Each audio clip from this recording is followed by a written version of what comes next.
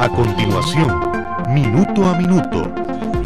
Y no voy a ir a fumarme ese cigarro porque sale más, porque me cuesta más barato. Voy al grano. ¿Son estos mensajes el inicio de una pre-campaña de don Rodrigo Arias Sánchez? Lo que pasa es que aquí conocemos la otra política también, que es la ofensa, el insulto. Cuando el instante no basta, el análisis se encuentra con la realidad. Esto es Minuto a Minuto, más allá de la noticia, por Radio Monumental.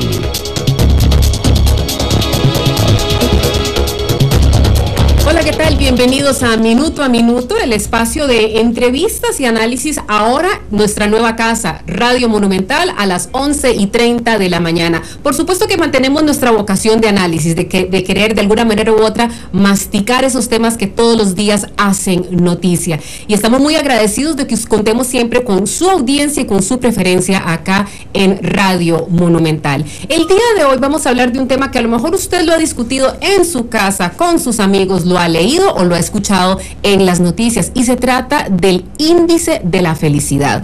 Costa Rica ha dicho en distintos escenarios nacionales e internacionales que es el país más feliz del mundo. De hecho, en la primera medición que se hizo en el año 2006, Costa Rica figuraba en el segundo lugar, acompañado de varias naciones latinoamericanas. De hecho, Latinoamérica parecía como la región más feliz del mundo. Ya en el 2009, Costa Rica pasó a ser el país más feliz del planeta, pero 3 años más tarde, precisamente en marzo del 2012, caemos del top 10 y llegamos al lugar 12. Pero ¿de qué se trata este índice? ¿Qué es lo que mide? ¿Y es así de efectivo decir que somos sí o no el país más feliz del planeta? Conversamos con el señor Roberto Gallardo, ministro de Planificación.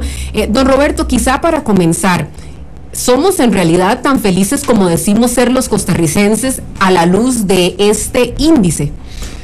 Bueno, muchas gracias por la invitación, doña Michelle. Siempre es un placer venir a conversar con usted, lo tengo que decir, en este espacio que además es un espacio que permite una cierta amplitud en el desarrollo de los temas. Lo primero yo creo que hay que decir es que el nombre, yo sé que el nombre tiende a llevar a malas interpretaciones. Se las trae. ¿Verdad? Sí. Lo del índice de la felicidad, yo no sé por qué de pronto nosotros como que tendemos a homologar felicidad con irresponsabilidad o felicidad con despreocupación, ¿verdad? Y esto no es así. Y esto hay que inscribirlo en una discusión que es muchísimo más global, y quisiera, si me lo permite, doña Michelle, referirme a eso. Desde hace mucho tiempo hay una discusión acerca de la validez de ciertas medidas para determinar qué tan bien está un país o no. Entonces, todos hemos oído hablar del PIB per cápita, por ejemplo, ¿verdad? Que es una operación aritmética que se hace de dividir el valor total de los bienes y servicios producidos por un país entre el número de habitantes y decir entonces, bueno, Costa Rica tiene un PIB per cápita de $10,000 por habitante, por decirle de alguna manera. Y eso antes, y todavía en algunos ámbitos, sobre todo en los de la cooperación internacional, determinaban el nivel de bienestar de una sociedad. Pero un indicador como ese no da cuenta, por ejemplo, de la desigualdad del ingreso. Se supone que todos ganaríamos en una sociedad que reparte por igual la riqueza que produce, ganaríamos, por ejemplo, $10,000 al año, todos los costarricenses, y ya sabemos que eso no es así. Entonces, ha habido siempre una gran discusión de cómo hacemos para efectivamente medir el nivel de bienestar, el nivel de satisfacción con la vida de la gente en un país, tratando de afinar indicadores, ¿verdad?, que nos den información muchísimo más apegada a la realidad. Entonces, por ejemplo, Naciones Unidas creó desde hace un tiempo y sigue perfeccionando el índice de desarrollo humano. El índice de desarrollo humano que toma en cuenta aspectos de educación, de salud, de expectativa de vida, etcétera, y en el que Costa Rica aparece por ahí en el lugar 40 y tantos, dentro de los países de alto nivel de desarrollo humano. Pero ha habido discusiones alrededor de este índice, de esta manera.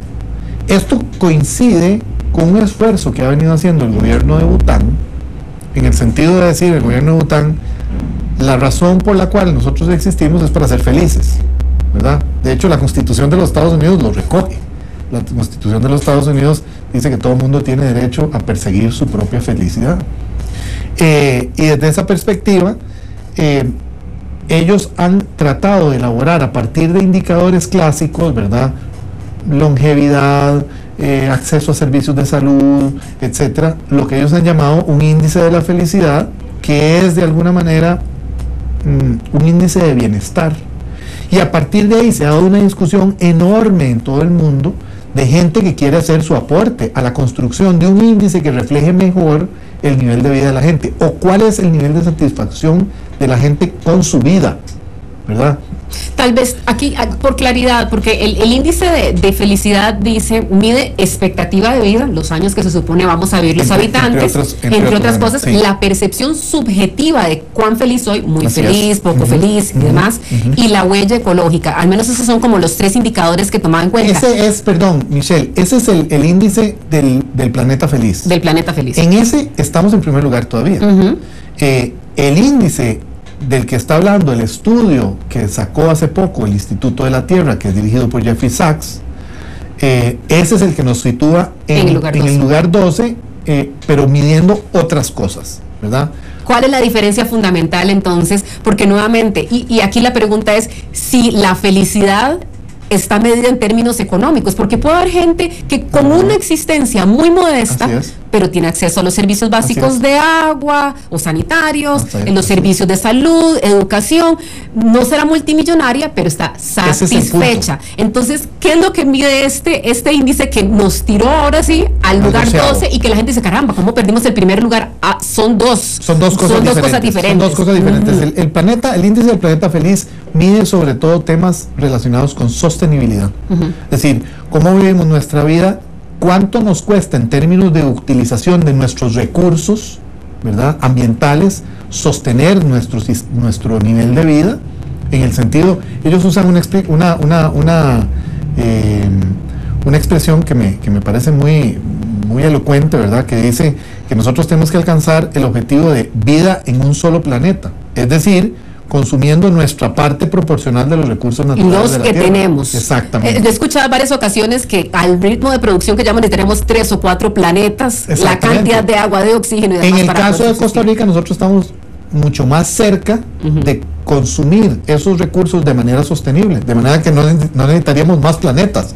Si todos consumieran como nosotros, el planeta se podría sostener como está actualmente, ¿verdad?, indeterminadamente. Es un tema entonces de satisfacción en términos ecológicos, de sostenibilidad, sobre todo, ¿verdad? ¿Cuál es nuestra huella ecológica? Nosotros tenemos una huella ecológica baja, ¿verdad? Una huella ecológica alta, más bien, una huella de carbono baja. Digo, este es un país que en términos de sostenibilidad y esos niveles que ellos miden, esos indicadores específicos que miden, resulta en que este es el país más feliz del mundo en ese ámbito.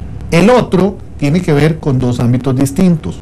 Uno es lo que llaman la felicidad evaluativa y otra la felicidad afectiva. La felicidad afectiva se refiere a su día a día, a su relación con su familia, a su relación con sus amistades, su entorno personal. Lo que usted estaba diciendo muy bien, Michelle, en realidad uno puede no tener muchos recursos, pero ser feliz igual, desde el punto de vista personal, precisamente porque el país ha sido capaz de darle una serie de servicios que hacen que algunas necesidades que son inalcanzables o que no pueden ser satisfechas en otros países, en este país sí. Aquí nosotros nos quejamos mucho y tenemos mucho que mejorar con respecto a la caja, por ejemplo, pero tenemos ese servicio ahí. Tenemos también mucho que mejorar en tema de educación pública, se ha venido avanzando mucho, pero ahí están esos servicios. Eso es una de las partes que evalúa. La otra, lo de la felicidad evaluativa, esa tiene que ver con el lugar que uno tiene en una sociedad específica. Y ahí sí es un poco con el entorno, ¿verdad?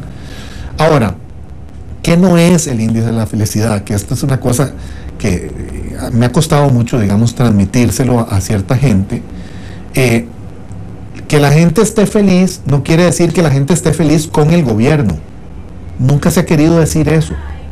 La gente puede tener una opinión mala del gobierno, pero objetivamente ser feliz.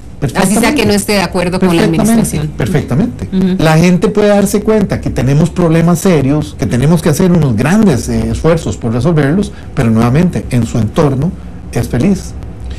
Yo tengo mi propia hipótesis, ¿verdad?, con respecto a Costa Rica, que no es positiva, ¿verdad? ¿Será esa de que cuando alguien nos pregunta para la foto posamos muy felices, siempre sonrientes y contentos, pero que en la realidad somos miserablemente quejumbrosos porque cómo sube el costo de la vida, que los huecos en las calles, que la inseguridad, nuevamente, esas cosas a nuestro alrededor que de alguna manera u otra inciden en esa percepción de satisfacción o esa percepción de bienestar individual? Yo voy a decir una cosa que no me gusta decir, pero bueno, es mi impresión. Parte, creo yo, de lo que explica en cierto modo esa felicidad personal de la gente viene de una gran indiferencia de los problemas colectivos. Cuando yo le digo a mis alumnos en la Universidad de Costa Rica que ellos son personas privilegiadas pero muy extrañas, ¿verdad?, porque son personas que se preocupan por los asuntos colectivos, y eso no es la media en este país, eso no es promedio en este país. La gente está realmente desconectada de los asuntos colectivos. El año pasado la firma Unimer sacó una encuesta que decía que 8 de cada 10 costarricenses no pertenece a ninguna asociación de ningún tipo, ninguna agrupación colectiva, ni a la asociación de padres de familia de los colegios donde estudian sus hijos, ni al comité de vecinos. 8 de cada 10. ¿Individualista será eso? Claro, sin duda alguna.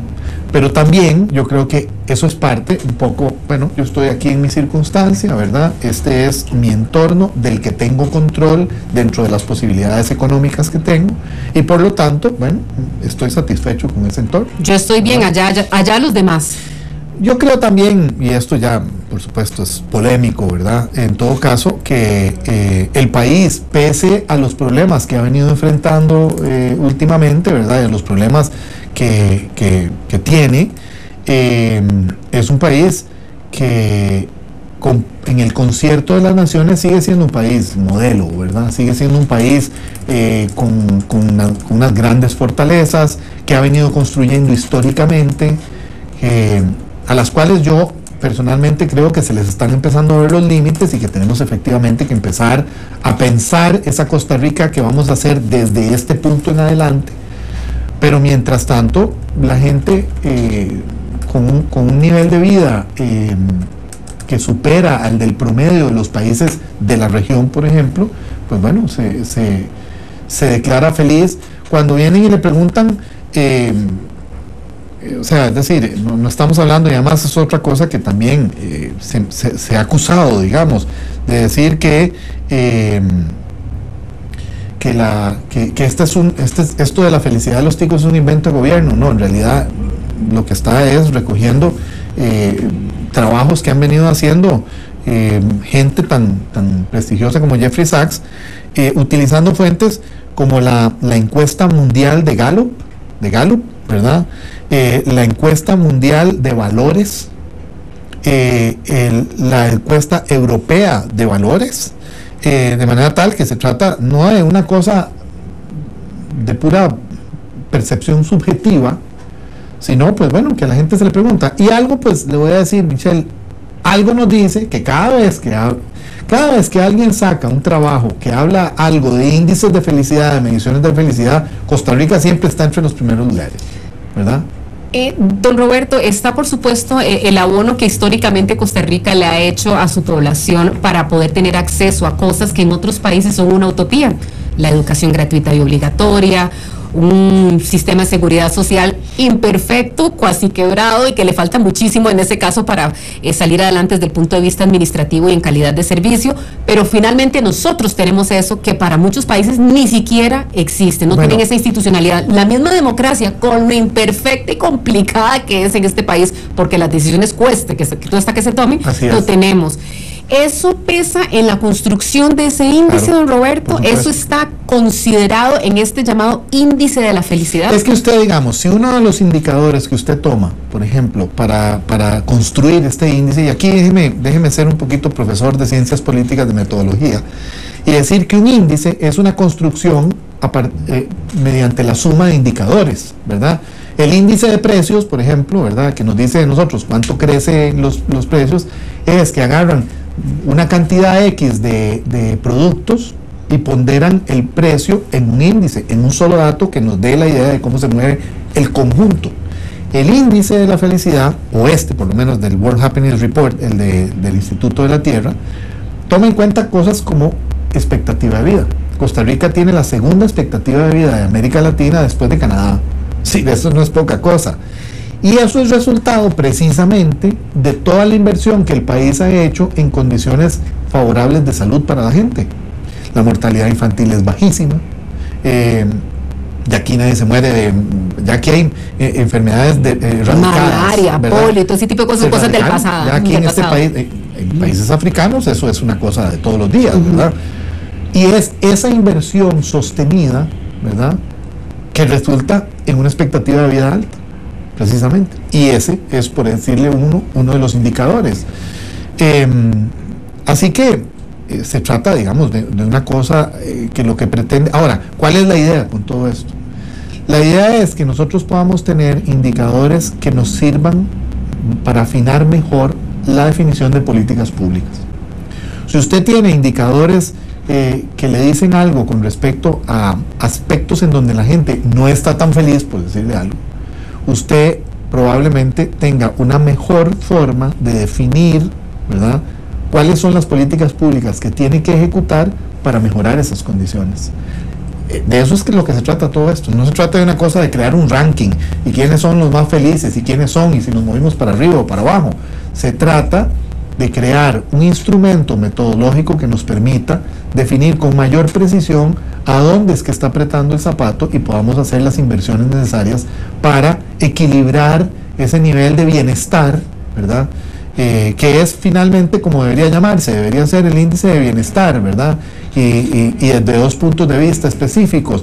Pero nuevamente, y quiero ser muy enfático en esto, Michelle, esto no significa que haya complacencia con el gobierno o que la felicidad de los costarricenses sea responsabilidad del gobierno, ¿verdad? Porque sería muy burdo pensar una cosa de ese tipo, ¿verdad? Porque en realidad el costarricense construye su circunstancia personal en una infinitud de pequeñas cosas que le suceden a través del día, ¿verdad?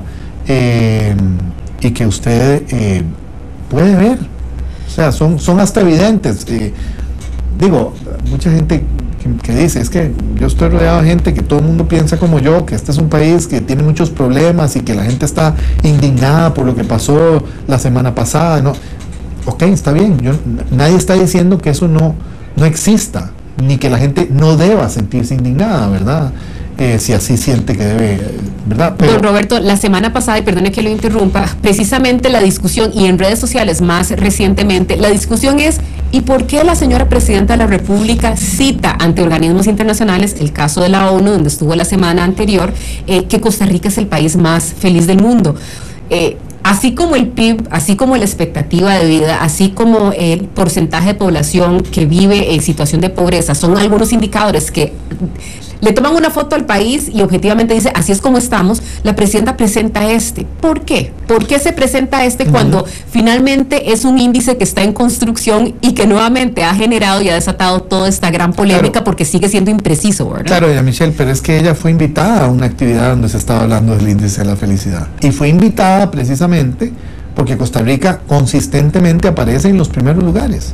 Esa es la razón de su viaje a Nueva York. Aparte, por supuesto, la reunión que tuvo con doña Michelle Bachelet y con el secretario general de Naciones Unidas, de manera tal que, es decir, a eso era que se refería. Nuevamente, la presidenta nunca dijo en realidad que nosotros éramos el país más feliz del mundo. La presidenta lo que dijo es que la manera que ella tiene de explicar esos resultados es precisamente porque este es un país que tiene 60 años de estar invirtiendo en seguridad social, de estar invirtiendo en educación pública, que hizo una cosa que, claro, a nosotros los costarricenses nos parece que eso es algo hasta, que les dijera, natural. Hay toda una generación de gente que nacimos, y que no sabemos lo que es un ejército, no sabemos lo que es un tanque, no sabemos lo que es un avión de guerra. El sonido de un cañón. El sonido de un cañón, no tenemos ni idea. Yo me impresioné mucho la primera vez que vi un tanque, en realidad no tenía, solo en las películas lo había visto. Y eso es una cosa maravillosa que hizo este país hace 60 años, hace 63 años. Y nos permitió generar un Estado, ¿verdad?, que efectivamente requiere ajustes, que requiere mucho trabajo, que requiere una recomposición de las alianzas a lo interno del país, etcétera, pero que ha generado un nivel de vida, ¿verdad?, que es para el resto de los países de la región y en muchas partes del mundo, un país pequeño. Es que estamos hablando de un país pequeñito, un país sin grandes, sin petróleo, sin minas de cobre, sin commodities que llaman, ¿verdad?, sino que ha simple y sencillamente ha alcanzado lo que ha alcanzado por pura calidad de su gente, por la inversión en educación, por la consistencia de mantenerse en el rumbo de la inversión en el desarrollo humano. Y bueno, ahí estamos, un país en realidad al cual hay que aplaudirle muchas cosas. Nuevamente, eso no quiere decir, y aquí es que cada vez que uno habla bien de este país es increíble un poco la reacción de cierta gente, ¿verdad? Cuando uno dice que este es un país que se distingue, bueno, aquí hay gente que le dice a uno cosas, sí, lo perfecto finalmente es el enemigo de lo bueno, ¿verdad? Y no debemos desconocer las cosas positivas que nuestro país tiene, así sea que hay grandísimos desafíos desde el punto de vista de igualdad o equidad, más bien equidad de la población, de que combate a la pobreza, acceso a servicios. Nuestro sistema político todavía tiene desafíos aún mayores. Sin embargo, don Roberto, lo que queríamos era dejar muy claro qué es lo que toma en consideración el denominado índice de la felicidad. Si estamos hablando entonces del índice del planeta feliz, allí estamos en el lugar número... Hasta que salga el nuevo informe, ¿verdad? Estamos de número 1. De número 1, y allí estamos bien. Eso quiere decir que hacemos un uso, por lo menos, sostenible de los recursos. Exacto. Que tenemos un nivel de vida alto, para los recursos que tenemos disponibles, pero que además el uso que hacemos de esos recursos es sostenible. No nos la creamos, sin embargo. Yo sí quisiera decir los chicos que no nos la creamos, porque igual seguimos tirando basura a las calles y a los ríos. Así es. El río Tárcoles es una vergüenza. Seguimos montados una sola persona en el vehículo, y nunca hacemos este famoso carpooling. Así es. Seguimos dejando luces encendidas como que si finalmente fuera un recurso que va a estar allí toda la vida. Seguimos gastando petróleo, ¿verdad? Como si nada pasara en el mundo, ¿verdad? Este es un país que está gastando $1.000 millones al año en pagar su factura petrolera. El otro día voy a hablar a don Luis Lieberman, coordinador del equipo económico y actual ministro interino de Hacienda, y decía don Luis que a él no le preocupa tanto lo que pasa en Europa, no le preocupa tanto lo que pasa en Grecia, no le preocupa tanto incluso que el índice de desempleo de Estados Unidos solo haya bajado un 0,1%.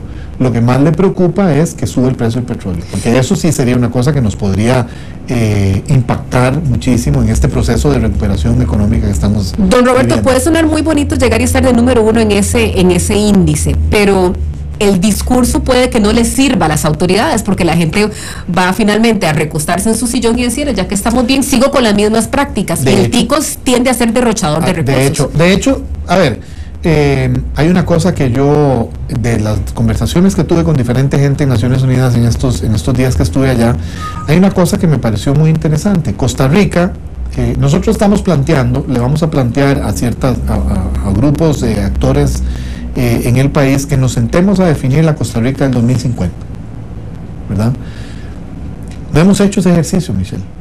Nunca hemos hecho el ejercicio de cuál es la Costa Rica que usted quiere, que yo quiero. Donde van a vivir, ¿verdad?, nuestros hijos y nuestros nietos. Así finalmente. Es, ¿verdad? ¿Qué queremos? Una Costa Rica donde, no sé, le voy a decir cualquier cosa, que todas las calles de este país estén asfaltadas en el 2050, ¿verdad? No sé, estoy poniendo cualquier ejemplo.